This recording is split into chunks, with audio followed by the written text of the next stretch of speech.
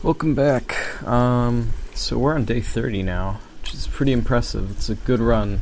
If there's any indication that this is doing pretty decently, then that would be it. Making it 30 days is no small feat, and we're not quite through yet. We've got another 5 days, I think. Usually around day 35 is when your first intense, harsh season will end, so I'm hoping that day 35 or 36, somewhere in that range, will see an end to this very strange, rainy summer. It has been raining for the past 2-3 days now, which is weird. It's not preventing us from overheating, so it's not making summer any easier. If anything, it's just making us a little wet, but nonetheless, it's interesting. So we're just waiting here while our Froggle Bunwich was cooking, and now we got it. And I never examined them, I don't think. Maybe I did, but I don't remember, so I think I examined one again, so I can show you what he says. He says, "You can really taste the swamp," which I can't imagine as being a good thing, but they do wonders for your health and all that, so I don't know. I can't complain. But we have one more frog leg.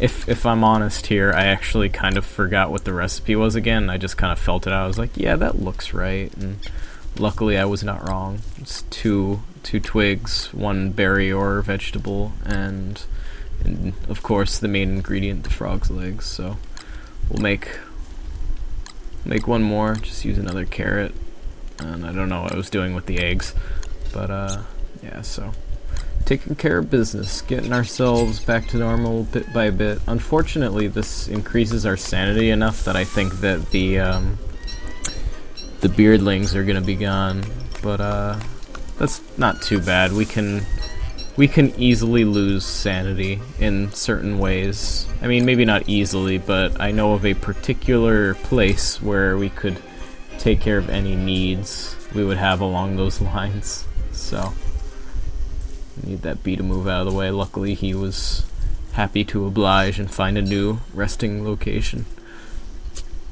So I'm just getting some more logs because it's always good to have some. Our next Froggle Bunwich is cooked. So now I'm just reorganizing a little. My apologies for that if it ever gets on you guys' nerves, if I spend a lot of time pausing to organize stuff. It helps in the long run. It's better if I know where everything is, because then I can go straight to it from the inventory. It's just the way I keep organized. But yeah, trying to chop down as much as we can, getting as much wood as we can without turning me into a werebeaver. So I'm breaking down all of the barren trees because they only take one shot. They always drop a pine cone, and you can shovel up the stump for a nice free piece of wood. It's not as effective as just cutting down a fully grown tree, but we're just trimming down the forest because I don't know why. I mean, number one, we don't want to turn to a werebeaver, as I said, and number two, I guess maybe less chance of a fire breaking out. Honestly, it's still so condensed that if a fire broke out, it'd probably spread everywhere anyways, but nonetheless. So we're heading back out here again. I just want to check how the beardlings are doing. Actually, yeah, the beardlings are still here. I was wrong about what I said before. They haven't turned back quite yet. They will soon. We have enough sanity. I think we're gonna end up getting normal rabbits again soon. We caught that one just in time. He was starving, so we turned him into food. He's the embodiment of what he would have wanted right before dying. Just a little mean. But we got some nightmare fuel. Nightmare fuel is going to be necessary for some of the later, less scientific, more fantastical crafting recipes. There is some crafting to do beyond science. Once we've exhausted the creations we can make, there's some interesting stuff to be had. And right here I could have put down that trap really quickly, but I wasn't sure where I wanted to go with it, and I did not want to have another session of overheating on our way back, so I just made it as soon as I could back to base. This is not a super eventful episode, unfortunately. Just kind of going over old ground and all that, but it's necessary. Gotta take care of some of this stuff. I could have rested at the Siesta Lean-To for a second there, but that's okay.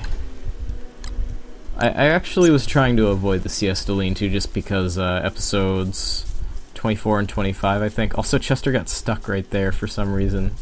Luckily, he came unstuck very easily. He just thought he could make it across that little gap, but he could not. Anyways, yeah, what else is there to say? I mean, I don't know. I lost track of what I was saying, but either way, we're making progress. We're doing what we need to do to get by. Summer is always a little slow like this, so I hope you guys will forgive me if it's not the most exciting. And right here I just get creative. I'm like, I'm just gonna throw random stuff into the crock pot and see what we get. So 2 eggs, a berry, and a carrot. I think we're gonna get ratatouille out of that. Honestly, ratatouille is not the best food item. I mean, it's not bad, but it's not the best in terms of hunger returns. Yeah, I think that's ratatouille. Ratatouille. I've never had ratatouille in real life. I don't even really know quite what it is, mix of vegetables and stuff, or I don't know. I do not have much background in the knowledge of the culinary significance of ratatouille and its origins, and I apologize I cannot provide with some fun facts for this video to let you guys know. I'm sure if Allie were here, she could tell you guys what ratatouille is. And right there, I was just looking at all of these items. I examine them right here. Potato-y, eh? Boxy, eh? Cranky, eh? Ringy, eh? You are so creative, Woody. I love you.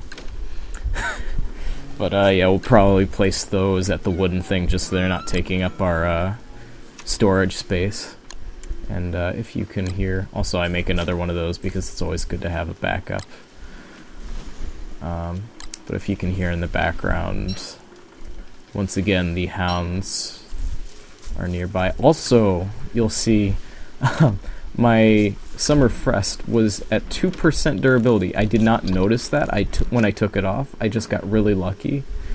I'm really glad that the hounds attacked when they did, so I could put on the marble suit for protection, because otherwise I think the Summer Frest would have been gone, and that would have made this summer a lot more of a pain in the butt. We don't fix it quite yet, but next episode I will be solving that problem. That vest is not going to break, I assure you. Anyways, I'll see you all next time. Sorry to leave you on a cliffhanger, but that's it.